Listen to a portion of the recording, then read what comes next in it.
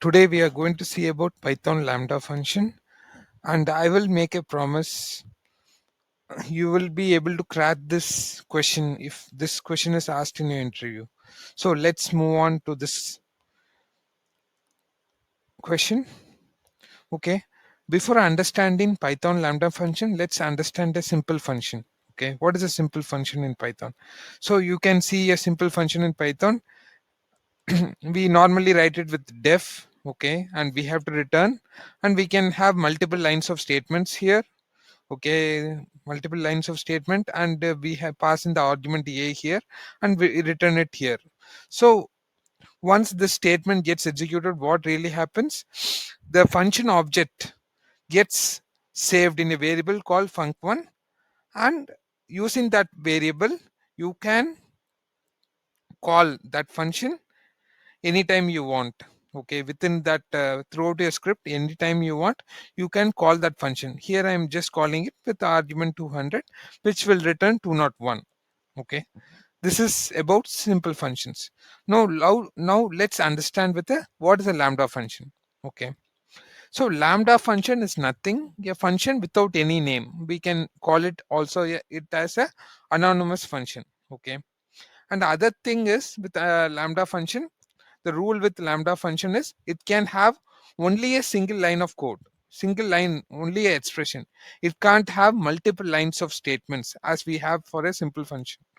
Okay, only a single line of code. Let me stress on that.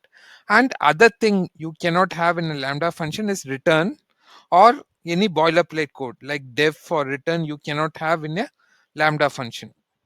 Okay, it it is more of a ease of development. You just mention lambda there.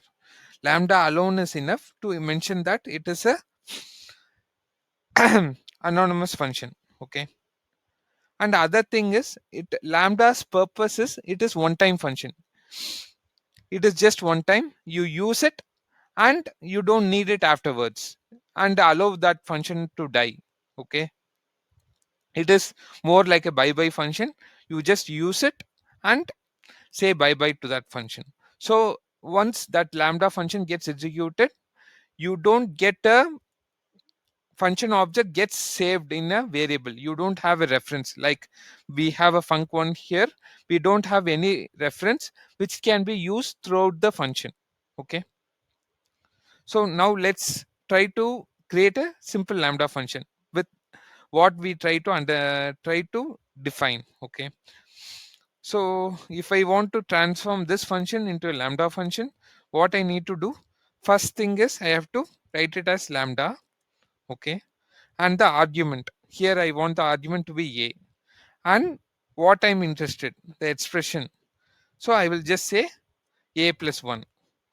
So once you execute this, there is no variable or a reference getting created. So this is the argument. This can be multiple arguments. Here I'm interested only in single argument, so I have just passed in a, and the return of that function, what you want the return, you passed in the argument what you want in return. So I want a plus 1. If I pass 1, I want 2. So let's execute this function. For that, what I will do, simply print.